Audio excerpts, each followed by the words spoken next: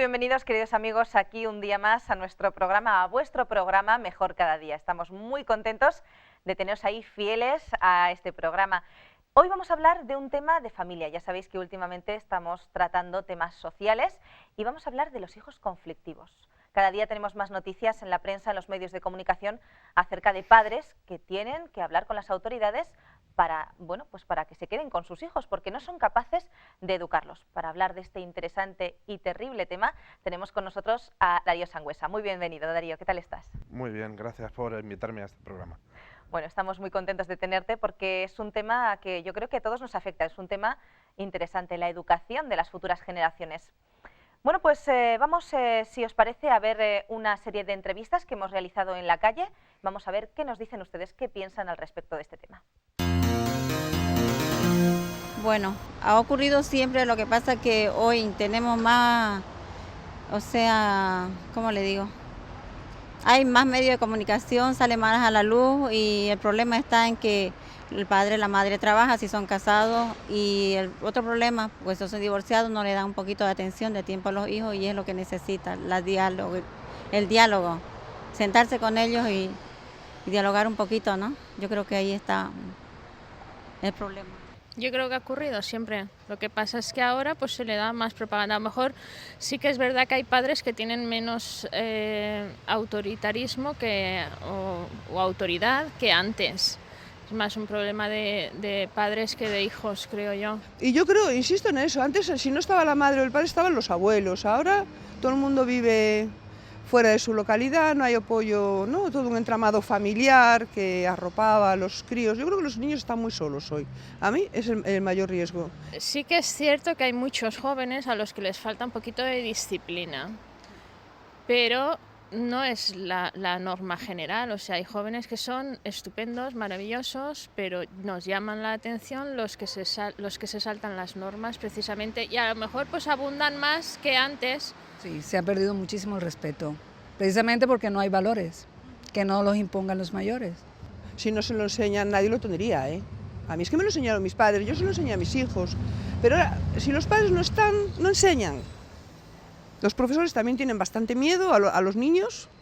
No sé yo muy bien cómo va a acabar esto. Que sí, bastante falta de respeto, mucho. Porque como no han tenido la atención y no ven una figura de autoridad, ahora los padres tratan de compensar la falta de estar con ellos personalmente con regalos, con complacerle todo. Entonces más se tratan como amigos que como hijos y no hay autoridad por eso. Es por la misma cosa que yo decía de que no le tomamos atención, ¿no? Ellos tratan de llamar la atención en esa forma y no es el modo de decirle, bueno, deja a ese niño malo y vente para acá, no, lo que al contrario, traer al niño bueno y juntarlo con el hijo nuestro y hablar, dialogar y componer y traer uno más a la sociedad en vez de discriminarlo, ¿no? Pues en la educación desde sus casas, desde el colegio, que se les consiente mucho desde pequeños, y ahí radican los problemas. En la casa sobre todo, en la casa es donde tiene que empezar la educación del hijo. El colegio está para que te enseñen, pero no para educarte, está en la casa el problema. Yo como madre y tal, pues yo en primer lugar la culpa para mí. Y siempre piensas, ¿no? ¿Qué hice yo mal que a mi hijo le pasa esto? Bueno, también habrá factores genéticos, ¿no? Educacionales y las compañías, pero bueno, a mí yo veo dos peligros, la ausencia de los padres y la televisión. A mí me parece una bomba de relojería la televisión para los críos pequeños que están en casa mirando para ella, ¿no? Solos. Los niños de la llave, que llaman los psicólogos, ¿no? Los niños que le cuelgan la llave al cuello para que vuelvan a casa que no hay nadie a las 6 de la tarde. No, hay que estar ahí a esa hora, como sea. Yo creo que nosotros los padres tenemos la culpa un poco, claro que sí. La conciliación y el sacrificio también, ¿eh? Yo estuve 10 años sin acceder al mundo laboral para espabilar un poquito a mis hijos, ¿no? Podía haberme buscado la vida, pero yo, si es que es una rueda que nadie se da cuenta, si vas a trabajar fuera para pagarle a una persona que esté dentro, bueno, pues yo ya me quedé y no me arrepiento. Ahora ya llevo 20 y pico de años trabajando también. No tenemos tiempo, pero debemos hacerlo, debemos darnos un tiempo. En vez de sentarnos a mirar la noticia, pues nuestro hijo está primero. Padres y madres tienen que trabajar y ellos no se crían más bien solos o con los amigos. Y eso a la larga tú puedes darle todo lo económico, pero no tienes la atención. Y a futuro te lo van a reprochar. Y eso los vuelve más conflictivos. Continuamos aquí en Mejor Cada Día, hemos visto un poquito las opiniones que tienen ustedes en la calle. Seguimos con Darío Sangüesa, como muy bien saben es docente de educación secundaria y además máster en educación y familia. Bueno, Darío, ya hemos visto las opiniones de nuestros amigos en la calle, hay opiniones de todo tipo y no sé, se me ocurre pensar, ¿es este un problema que es de ahora, de este siglo, o realmente ha ocurrido siempre, este tema de los hijos conflictivos? Bueno, la verdad es que ha ocurrido en muchas épocas de la historia y la verdad es que siempre la generación presente, los padres que somos ahora, siempre pensamos que los hijos que vienen pues son más conflictivos que la anterior generación. Y uno no tiene nada más que echar la vista atrás un poquito y preguntarle a sus abuelos o a sus mismos padres si consideran que las actuaciones que hoy hacen nuestros hijos son válidas o no. Y siempre nos dirán que no, y que incluso cuando nos criaron a nosotros hacíamos cosas que no eran de recibo, ¿no? Son los saltos generacionales que se dan en cada época de la historia, pero sobre todo desde la Revolución Industrial hasta hoy, pues eso ha ido mucho más deprisa.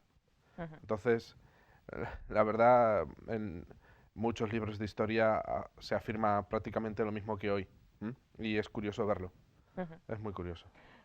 Supongo que ha ocurrido siempre, pero realmente, por lo que vemos en la calle, cada vez hay menos educación, menos valores, a lo mejor menos ética, ¿o no?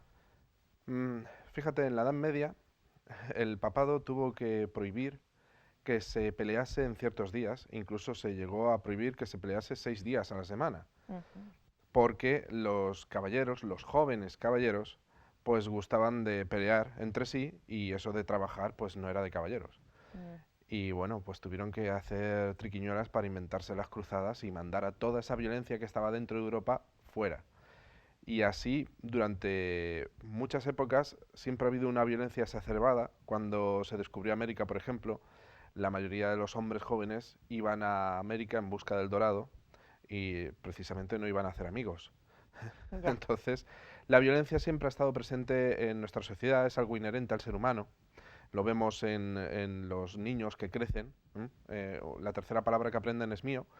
Y ese mío, ese sentido de posesión, llega a veces a defenderse con mucha violencia. Entonces, es algo innato al ser humano. La violencia siempre ha estado presente en todas las épocas, aunque yo estoy seguro de que habrá muchos televidentes que nos estarán viendo y dirán, no, no, no, en mi época... Bueno, había más respeto, en mi época se en trataba su mejor a los mayores. Tal vez, pues en su entorno sí que era así, pero yo siempre recordaré, por ejemplo, el barrio en el cual crecí, era uno de los peores barrios de aquella ciudad, y las bandas callejeras y la violencia en la calle pues estaba al cabo del día. Muchas veces amanecía la calle pues con una mancha de sangre en el suelo. Entonces eso era algo pues prácticamente normal. Yo me he criado en un barrio así, ¿de acuerdo? Y hoy en día se ve que muchos jóvenes violentos pues hacen muchas cosas y yo pues no sé, establezco una comparación y digo, bueno, pues antes eran guerras de bandas, hoy ya es todos los jóvenes contra la policía, pero la violencia sigue existiendo y sigue estando ahí.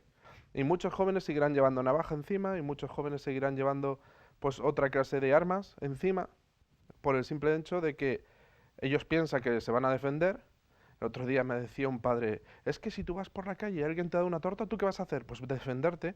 Y digo, sí, pero ¿cuántas veces te ha pasado que has ido por la calle y alguien te ha dado una torta? ¿Cuántas veces?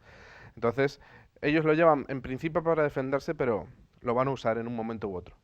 Y eso pasa, ha pasado y pasará, por desgracia. Todo el tema de los hijos conflictivos, de los problemas familiares, esos hijos rebeldes que muchas veces, pues incluso a edades bastante tempranas, los padres se sienten abocados a, bueno, a tener que darlos a lo mejor a organizaciones gubernamentales porque no se sienten capacitados para poder seguir educándolos. ¿De quién es la culpa? ¿De los padres, de la sociedad, de la escuela? Pues un poquito de los tres. Un poquito de los tres. Mira, los padres, yo he visto padres, si bien es cierto que muy poquitos, pero he visto padres que con niños de 4 o 5 años no se pueden hacer con ellos. Que estamos hablando de niños de 4 o 5 años, por favor. Es que si no te haces con un niño de 4 o 5 años, cuando tenga 14 o 15, pues evidentemente va a ser un gran delincuente. No ya un pequeño delincuente, sino un gran delincuente.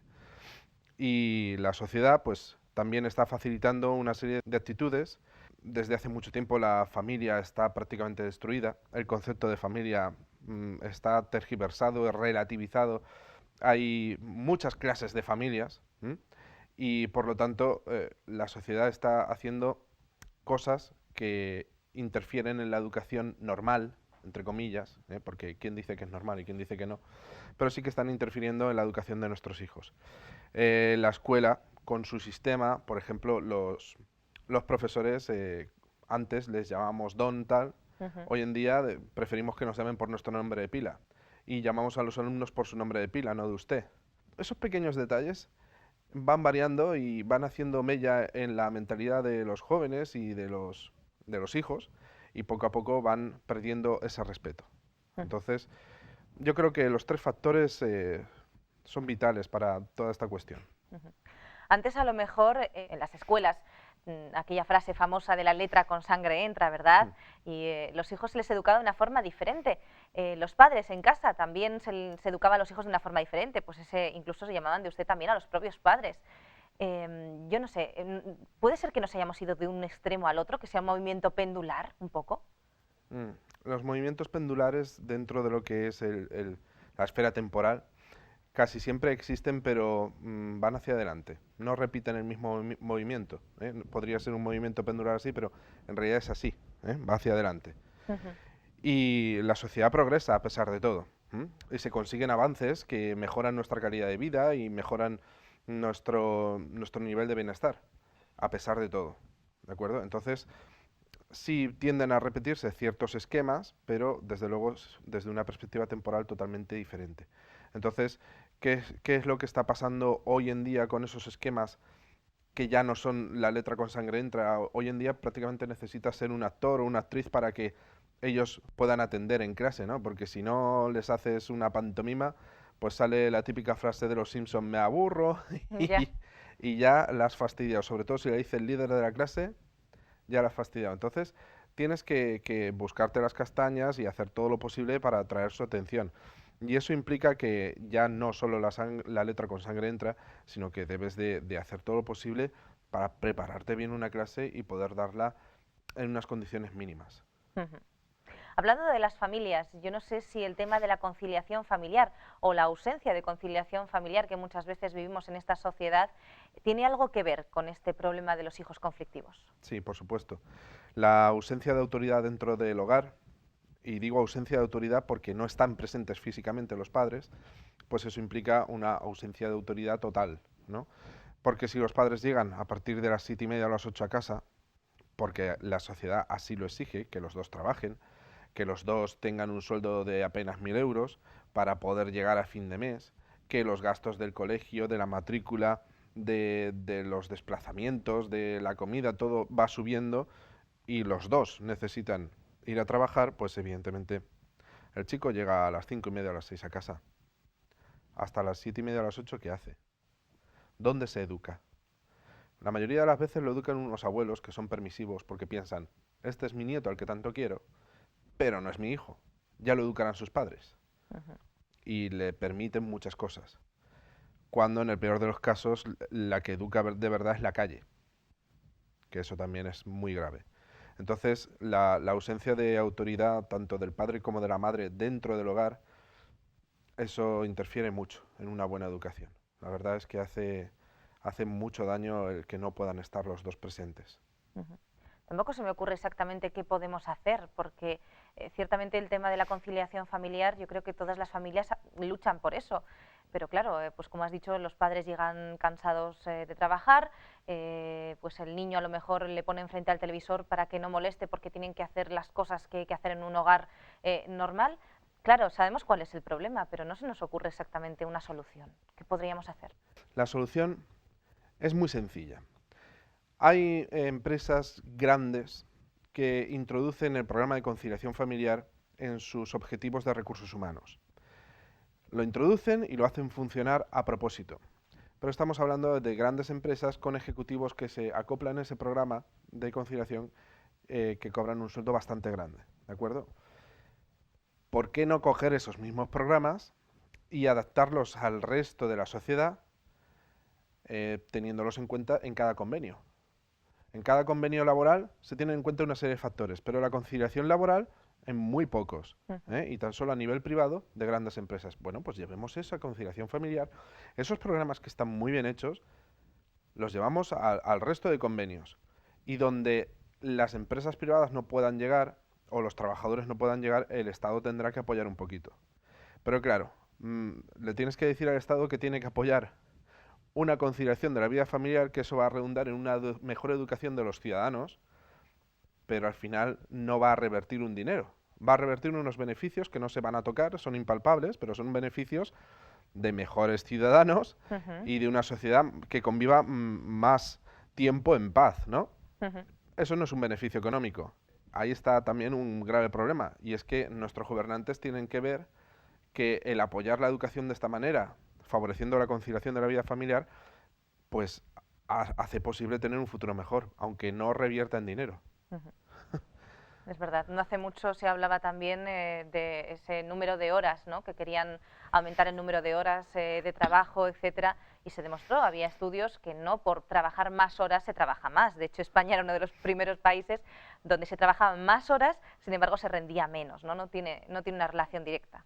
Es interesante ver eso en cuanto a la conciliación familiar. Es una nota que deberíamos tomar, sobre todo pues desde donde pueden tomar este tipo de decisiones, ¿no? Por el bien de nuestra sociedad, por el bien de nuestras familias y de nuestros hijos. Vamos con un caso real publicado en los medios de comunicación en 2009. Fíjense, Gerardo Ruiz Gómez no sabía cómo conseguir que su hijo de 10 años le hiciera caso. Violento con otros niños, también fue expulsado del colegio por mal comportamiento.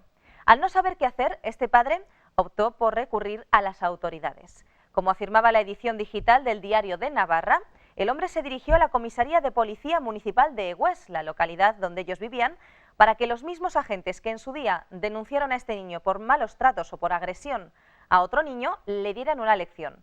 Sin embargo, la policía evidentemente se negó. Dice el padre textualmente: no le puedo dar 2 bofetadas, ¿de acuerdo? Pues que me den una alternativa porque ya lo he probado todo, decía este padre desesperado. ¿Qué hacemos llegados a un punto como este?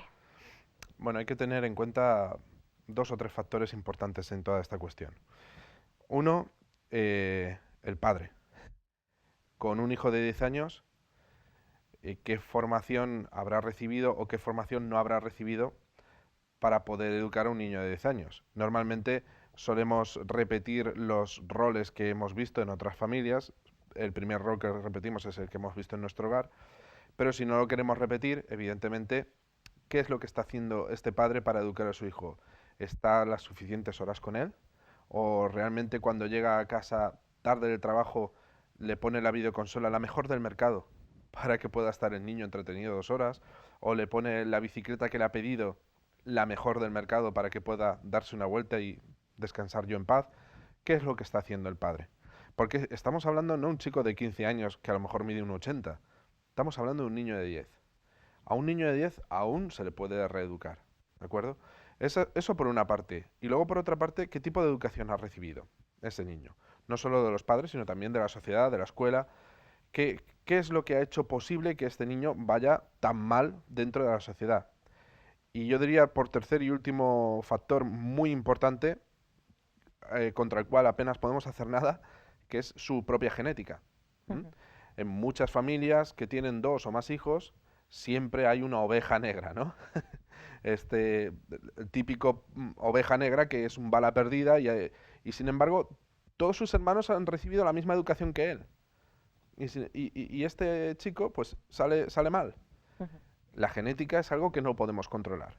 Si bien es cierto, sí que hay casos muy específicos recogidos por la psicopedagogía en el cual con cierta medicación pues podemos tolerar mejor y convivir mejor con esa persona.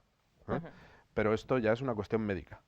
No nos debemos de olvidar de esos 3 factores: la educación dentro del hogar, la educación en toda su extensión también fuera, en la escuela, en la sociedad, y luego la genética. Es que cada uno nacemos como nacemos y somos como somos.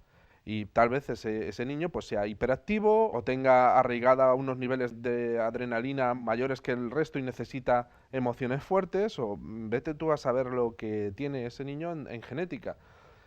Desde luego hay que reconducirlo a través de un especialista y a través de la corrección o bien química o bien terapéutica de esas conductas, pero hay que tener en cuenta muchos factores. Ujú. Estaba pensando que aunque una familia tenga varios hijos, cada uno de ellos, como bien has dicho, puede ser totalmente diferente. ¿Los padres tienen que educar de la misma manera a todos sus hijos o tienen que educar de forma diferente, individualizada a cada uno de ellos?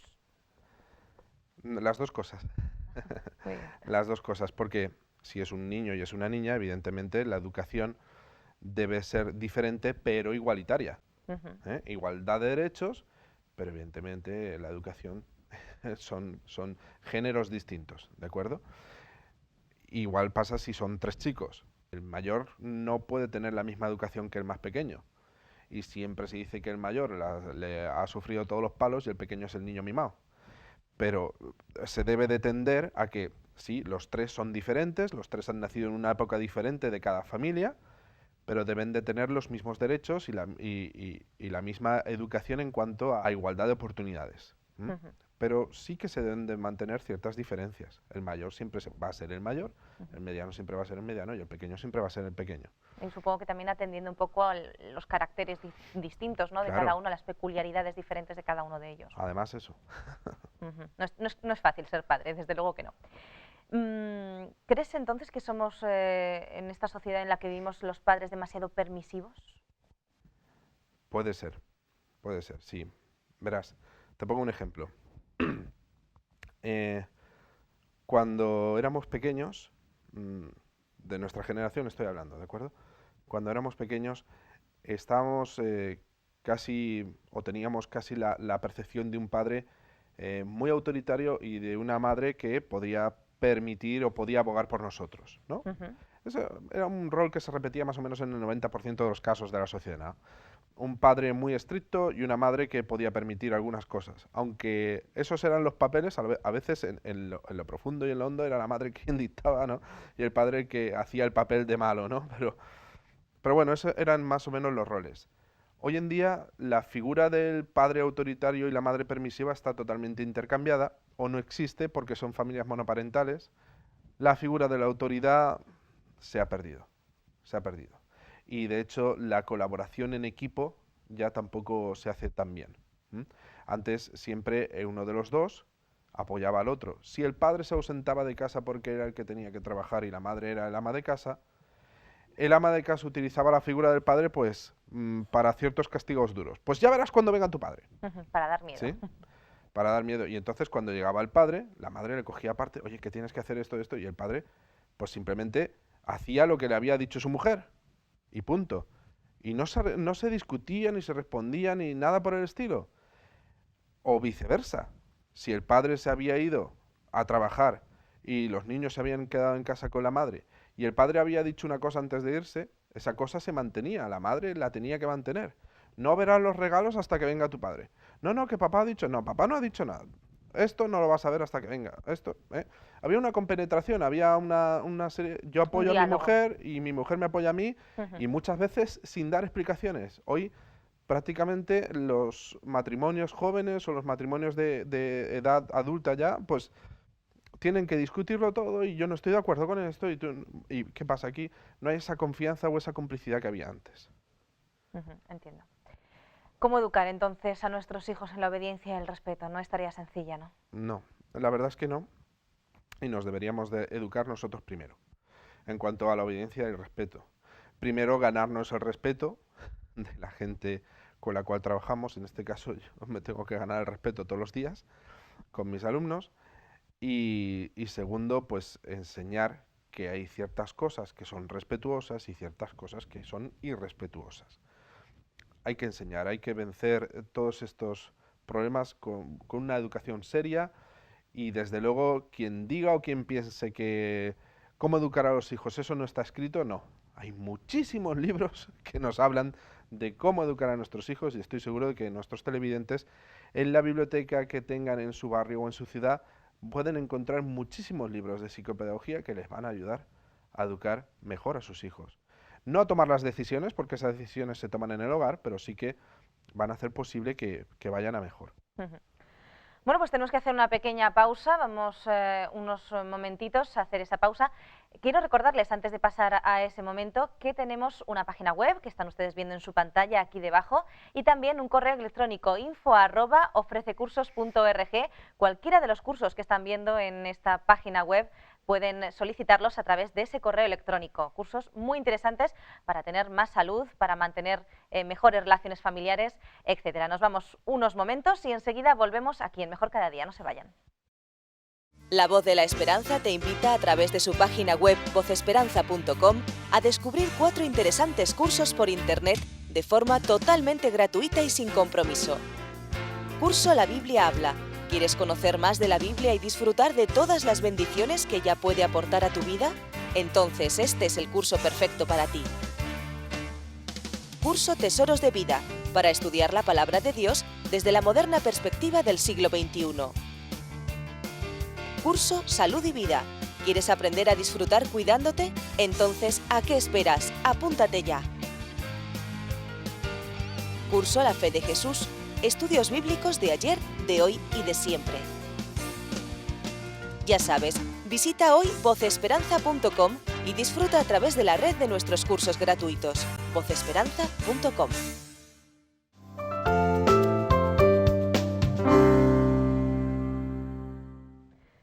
Continuamos aquí en Mejor Cada Día. Estamos con Darío Sangüesa, docente de educación secundaria y máster en educación y familia, y como muy bien saben, seguimos hablando acerca de los hijos conflictivos. Darío, continuamos hablando de este tema y pasamos a hablar de la disciplina, muy importante. ¿Cuál debería ser la disciplina que debemos tener con nuestros hijos? Mira, existen varios tipos de disciplina, pero vamos a coger 2 grandes generalidades, ¿de acuerdo? Una es la disciplina de según el castigo que aplico, eso vas a aprender, y otra la disciplina de según el castigo que aplico, eso vas a recuperar o a enmendar, ¿vale? A ver, Son cosas diferentes. Fíjate, el sistema británico de educación siempre pues tuvo una tradición de muy bestia, ¿no? Por así decirlo, de un sistema educativo en el cual pues el castigo físico era valorado positivamente.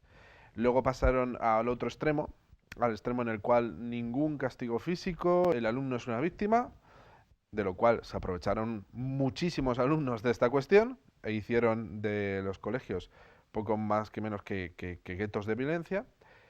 Y ahora el sistema británico ahora ha vuelto a permitir en algún caso cierto tipo de castigo físico.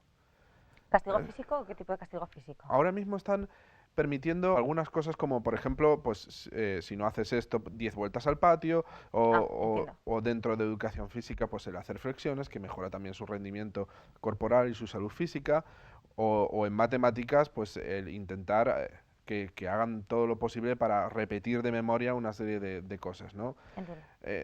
Es algo que va encaminado hacia un equilibrio entre el castigo físico, el castigo mental, a introducir de nuevo el concepto de castigo dentro del sistema, ¿de acuerdo?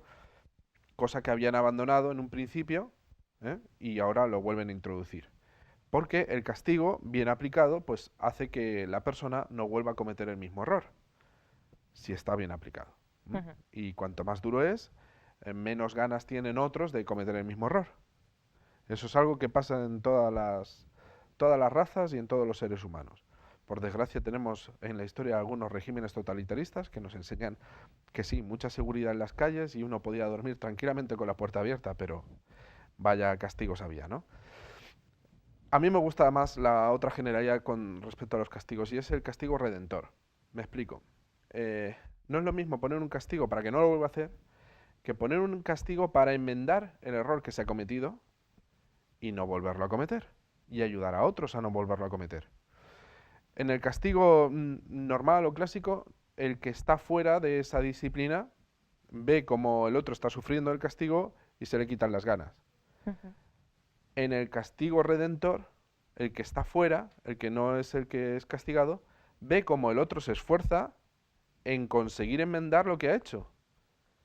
Y el resultado es mucho mejor, porque ya el que lo ve desde fuera dice, no lo voy a hacer porque además este que lo ha hecho lo está echando todo para atrás para para estar en paz y estar tranquilo.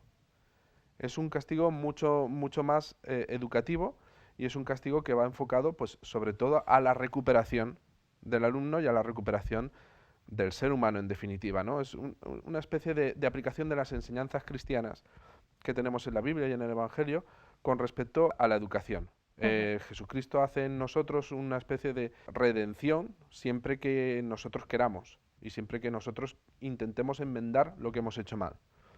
Y entonces el premio es bastante grande. Pero sobre todo nosotros tenemos que querer enmendar ese error, ¿vale? Y esa es, como si dijésemos, un poco nuestro castigo o nuestra consecuencia, ¿no? Hemos hecho algo, lo tenemos que enmendar, y una vez enmendado, pues nos sentiremos mejor con nosotros mismos y con el resto de la sociedad que nos rodea. ¿Vale? Entonces, es un poquito eso, aplicar los principios cristianos de la redención a lo que es la tarea educativa de la disciplina, ¿no? Por así decirlo. Nosotros en el centro en el cual yo trabajo, pues siempre intentamos aplicar este tipo de disciplina, una disciplina redentora. Se le da una oportunidad y otra oportunidad y otra oportunidad para que lo que el alumno ha errado lo pueda enmendar, lo pueda recomponer, ¿eh? Entonces, eso yo creo que es mucho mejor, puesto que los resultados que hemos visto son mucho más alentadores que cualquier otro resultado. Yo te estaría hablando de más o menos, últimamente, hasta un 50% de alumnos que no repiten la misma disciplina, ¿eh? Y que están por seguir adelante y ayudar a sus compañeros a no repetir esa misma disciplina. Yo creo que es maravilloso. ¿Qué papel juega la comunicación en la disciplina redentora? Pues es importantísima la comunicación, porque tiene que haber comunicación del que aplica la disciplina, en este caso la autoridad, ¿no? Si podemos hablar de hogar, pues sería del padre y de la madre, o si hablamos de un centro educativo, sería la autoridad del director, del jefe de estudios, o incluso de la sociedad si estamos hablando de un juez, ¿de acuerdo? Un juez de un tribunal de menores. Por lo tanto, la disciplina parte de ahí, y la comunicación también. Y tiene que haber comunicación con el castigado y con los que sufrieron el error que cometió el que va a tener ahora la disciplina, de tal manera que el diálogo tiene que ser y la comunicación tiene que ser entre las tres partes. El que ha cometido el error tiene que saber lo que la víctima está sufriendo, y el que la víctima pueda comunicar al que le ha hecho eso, pues evidentemente le va a facilitar la opción de reenmendar lo que ha errado, ¿no? Y el juez pues tiene que conducir, el juez, el padre o el profesor tiene que conducir todo este proceso. Y entonces esto va mucho mejor. Sí, la comunicación es vital en todas estas cuestiones. Seguro que hay una serie de fallos que estamos cometiendo en la educación de nuestros hijos. Yo no sé si ahora mismo podríamos dar algunos de esos fallos y pues su contrapunto. Pues el primer fallo es el tiempo que pasamos con ellos. Debe de ser mayor el tiempo que pasamos con ellos. Y lo que debemos de tener en cuenta es, si nos tenemos que apretar el cinturón un poco más, pues apretarnos el cinturón un poco más. Yo sé que esto parece una cosa que se dice fácil, pero es difícil de realizar. Pero yo creo que merece la pena a lo largo de esa educación. Recordemos que la educación de un niño de 0 a 6 años es la más importante. Y a partir de los 6 hasta los 13 pues se ponen una serie de bases, de pilares, de columnas de lo que debe ser la personalidad de ese pequeño o de esa pequeña, ¿no? Entonces, en esos 12 años de vida, si es necesario renunciar a ciertas comodidades, pues sería lo mejor. Pero claro, siempre los padres quieren lo mejor para sus hijos. Entonces, hay que hacer algo, pero ya. Hay que hacer algo ya para pasar más tiempo con nuestros hijos.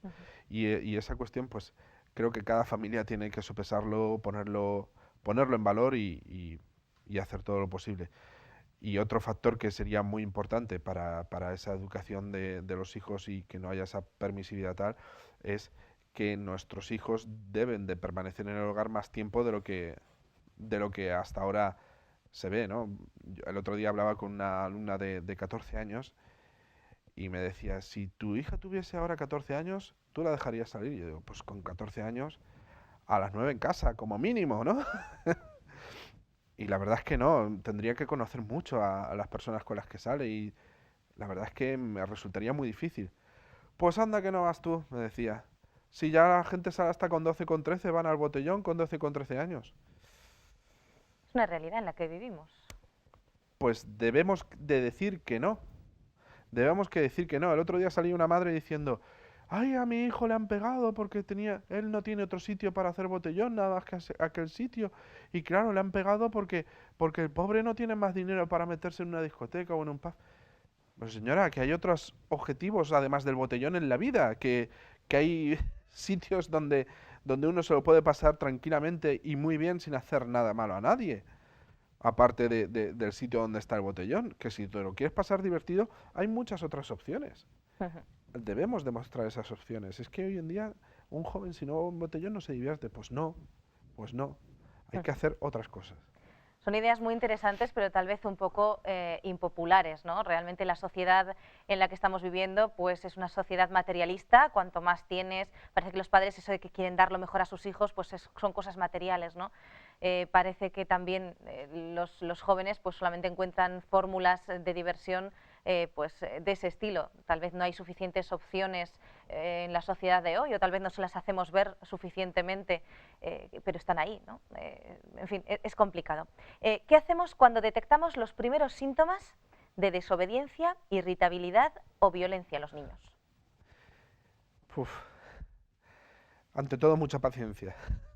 Respirar y contar hasta 200. Mucha paciencia. Y pensar por dónde puede dejar de tener esa desobediencia o por dónde puede dejar de tener esa rabieta o esos nervios incontrolados. Ir probando e ir sabiendo en cada momento cuál es la solución mejor. Pero claro, para eso se necesita autocontrol, no dejarse llevar por las emociones, de cruzarle la cara en estos mismos momentos. No, eso está mal. Y hay que sopesar las soluciones. Si la primera solución que te sirvió ayer ya no te sirve, tienes que buscar otra solución, pero siempre tranquilo y pausado, aunque te la esté montando en medio del supermercado. Hay que hacer todo lo posible para guardar la calma y darle al coco, reflexionar mientras el niño nos está planteando este problema. Hay que darle al coco, reflexionar, mirar en el pasado las cosas que han funcionado e inventar cosas nuevas si no funcionan las del pasado. Hay que dedicar tiempo a eso y reflexión y pensamiento. No se puede, si tiene una rabieta, pues le doy 2 tortas y se calla y ya está, y punto. No, porque ese mismo rol de violencia lo repetirá luego. Hay que hablarle con cariño, hay que estar con él, hay que dialogar hasta cierto punto. En otro punto hay que decir las cosas porque sí y ya está. Porque ya no hay más, ya hemos hablado lo suficiente y esto hay que hacerlo así y ya está. Y saber imponerse, sin violencia, claro. Es muy difícil, la verdad es que es muy difícil. Es muy complicado ser padres. Estamos hablando también del tiempo, por lo visto el pasar tiempo con los hijos para poder educarlos es realmente muy importante. Decíamos antes, en la primera parte del programa, que muchos padres, evidentemente, pues por la cuestión de la conciliación familiar, etcétera, llegan a casa cansados del trabajo y los niños pues pasan tiempo frente al televisor. ¿Qué riesgos tiene este tipo de actitud que normalmente se repite en todos los hogares? Fíjate, ya no solo frente al televisor como entretenimiento de antena, televisión, ¿no? De lo que viene por la TDT, sino también como videoconsola o como juegos en internet, en el ordenador, etcétera, etcétera. Al ser humano, en definitiva, sea un niño o sea una persona adulta o sea una persona anciana, lo que le entra por los ojos muchas veces se queda ahí sin que nosotros lo sepamos. Permíteme contarte una historia muy breve. Verás, hace unos años un médico de Estados Unidos quería probar cierta medicina en cobayas humanas, y para eso le dijo al gobierno que si podía contar con aquellos presos que están en el corredor de la muerte, aquellos presos que están esperando la pena de muerte capital. Y le dijeron que sí y que buscase voluntarios. Y evidentemente, pues entre muchos presos que estaban en el corredor de la muerte, uno vio que apenas tenía nada que perder. Dice, si voy a morir al final, pues que yo sea su cobaya y que practique conmigo esta nueva medicina. Y ya está. Y entonces el médico le preparó en una camilla, le ató completamente, dejándole un brazo colgando. Y el preso estaba boca arriba, ¿de acuerdo? Entonces el preso sabía que tenía el brazo colgando, pero no lo veía. Y el médico le enseñó una navaja de afeitar bien afilada y se la pasó por entre las venas. Le hizo un corte y se la enseñó con la sangre. Y Poco a poco la sangre fue cayendo. Al principio le puso una vacinilla de metal, iba cayendo, plim, plim, plim, plim, plim, plim. Poco a poco el médico cambiaba la vacinilla llena de sangre y las gotas de sangre caían con más lentitud. Pim, pim, y se oían. Y el médico retiraba la vacinilla delante de él. El caso es que al poco tiempo, a los 30 o 35 minutos, el preso fallece desangrado, con todos los síntomas totalmente desangrado. ¿Pero qué era lo que había hecho el médico en realidad? El médico en realidad le había hecho un pequeño corte, para que él sintiera el corte, pero apenas le había tocado ninguna vena, pero era su sangre la que el preso veía. Y lo que había puesto el médico, sin que el preso lo viese, eran diferentes goteros que dejaban caer la solución que tenía el gotero dentro de la vacinilla, y el médico tenía debajo de la cama otras vacinillas con sangre de vaca o con un tinte, que él las iba retirando poco a poco. En definitiva, no había perdido ni una sola gota de sangre el reo, ni una sola. Pero su mente y su cuerpo le decían que estaba perdiendo toda, y de hecho murió totalmente pálido, con los labios amoratados, con todos los síntomas de una defunción por desangramiento. Pero no había perdido ni una sola gota de sangre. Esto que nos indica que todo lo que nos entra a través de nuestra mente puede ser tan poderoso que nos haga morir desangrados teniendo toda nuestra sangre encima. Y todo lo que ponen en los videojuegos, en internet o en la televisión, entra. Todo. ¿Qué aprovechamos? Unas cosas las aprovechamos de manera consciente y otras de manera inconsciente. Hoy en día incluso se graban las collejas que le pegan a un indigente y se ríen. No pasa nada. ¿Y en los juegos cuánta violencia vemos? No pasa nada. Eso Terrible. Es muy importante, sí. Hay Realmente que controlarlo, terrible. Hay que controlar mucho siempre los procesos por los cuales nuestros hijos les entra la información. Bueno, pues amigos, los sentidos son al fin y al cabo las avenidas del alma, y esto es así. Tenemos que ser conscientes para la educación de nuestros hijos en qué les estamos educando, de qué manera les estamos educando, y que los diferentes medios también les educan, los diferentes juegos también les educan, y todo lo que viven y todo lo que les rodea también les está educando para bien o para mal. Darío, una última pregunta muy rápida, porque realmente no nos queda tiempo. Simplemente, ¿dónde podemos buscar ayuda? Si tenemos esta circunstancia en nuestro hogar, ¿dónde podemos buscar ayuda para un hijo conflictivo? Mira, antes lo he mencionado, hay muchos libros de psicopedagogía que nos ayudan a educar a nuestros hijos, y también debería esto combinarse con una acción reflexiva y un pensamiento profundo, y sobre todo, si tenemos un poquito de fe, tan solo un poquito de fe, pedir ayuda a Dios. Y Él, aunque nosotros seamos los más pobres en fe que sean del mundo, si le pedimos ayuda a Dios, Él nos va a ayudar seguro. A lo mejor no es la garantía y la solución del problema, pero seguro que nos va a dar fuerzas para superarlo. Seguro que sí. Bueno, pues sabemos que además hay páginas web, hay muchísima información, muchísimos terapeutas, muchísimos psicólogos, etcétera, y en fin, muchísimo ánimo para aquellas familias que realmente están pasando por estos momentos. Cursos, os lo recuerdo una vez más, tenemos unos cursos muy interesantes en una página web, la página ofrececursos.org. Ya saben que nos pueden escribir a info@ofrececursos.org con los cursos que han visto en la página, y encantados los mandamos. Hay cursos de salud, de familia, de muchísimas cosas. Sin más, nos tenemos que despedir por hoy. Muchísimas gracias, Darío Sangüesa, por haber compartido con nosotros el programa de hoy, y ya saben, nos vamos a ese pequeño resumen que tenemos en todos nuestros programas de En Pocas Palabras.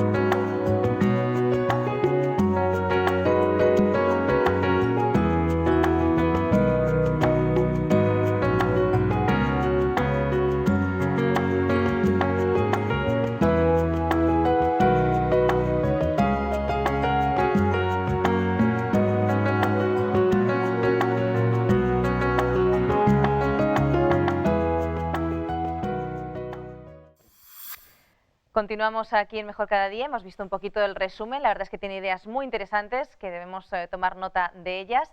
Vamos entonces con nuestra sección Segunda Opinión.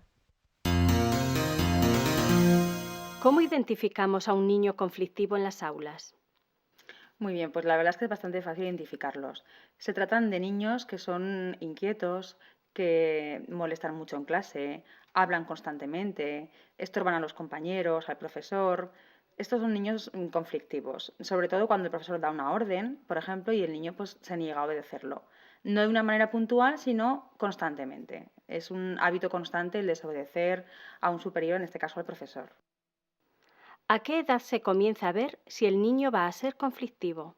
Pues la verdad, en contra de lo que mucha gente opina, desde bien pequeñitos. Ya cuando empiezan en preescolar, infantil, en este caso, a partir de 4 años, ya se empieza a ver si un niño puede ser disruptivo o no. ¿Se puede hacer algo para encauzar su comportamiento desde las aulas? Sí, por supuesto, es más, se debe de hacer. La maestra tiene que tener en cuenta al niño, tiene que darse cuenta de que puede ser un futuro niño disruptivo o conflictivo y empezar a tratar con él. Hay psicólogos en los colegios, también hay educadores que pueden trabajar con las actitudes del niño.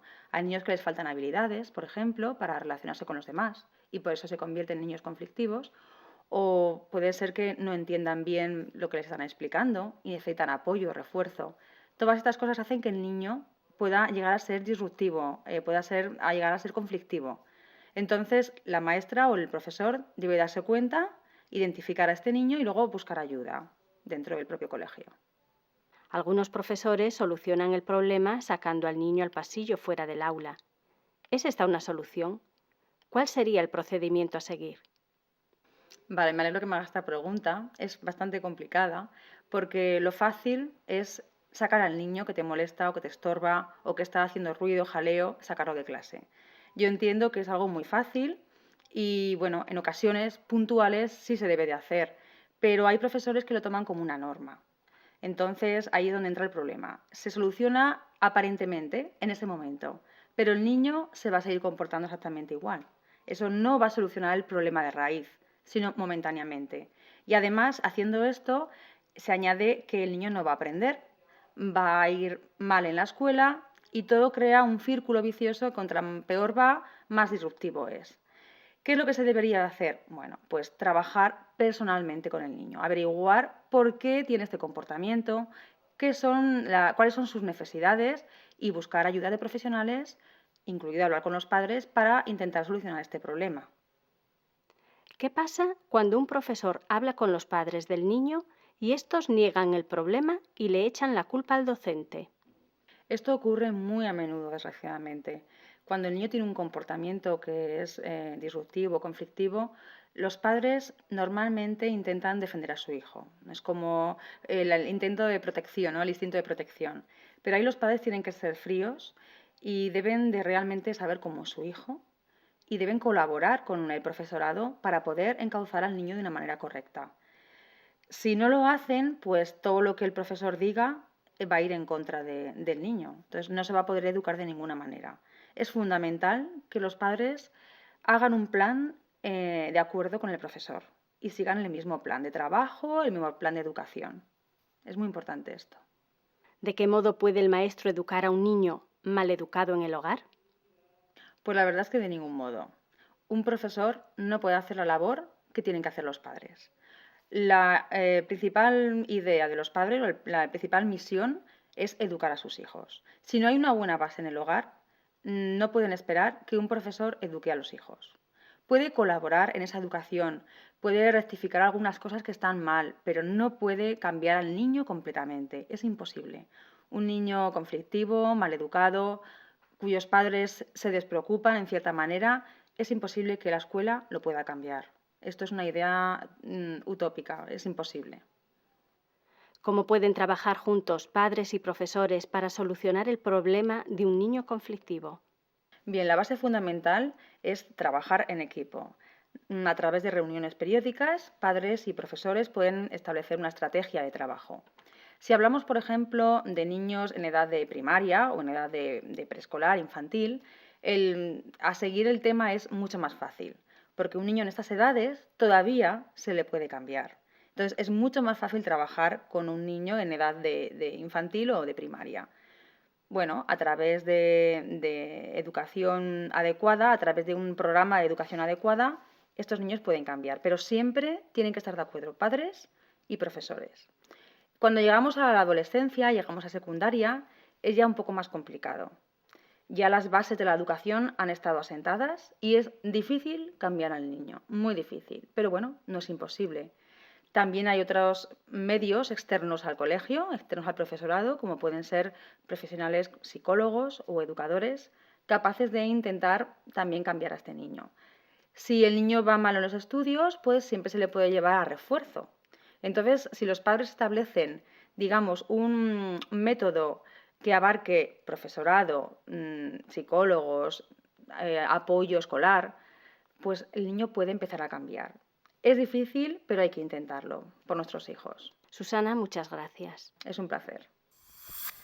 Bueno amigos, pues realmente muy especial el tema de hoy, este tema de los hijos conflictivos. Hemos visto diferentes enfoques, el enfoque con Darío Sangüesa, educador, pues acerca de qué podemos hacer desde el hogar, qué se hace desde la escuela. En segunda opinión hemos visto un poquito más de cerca lo que se hace desde la escuela para tratar a nuestros hijos, para poder solucionar el problema de los hijos conflictivos. Tenemos que educar la siguiente generación, es la responsabilidad que tenemos cada uno de nosotros.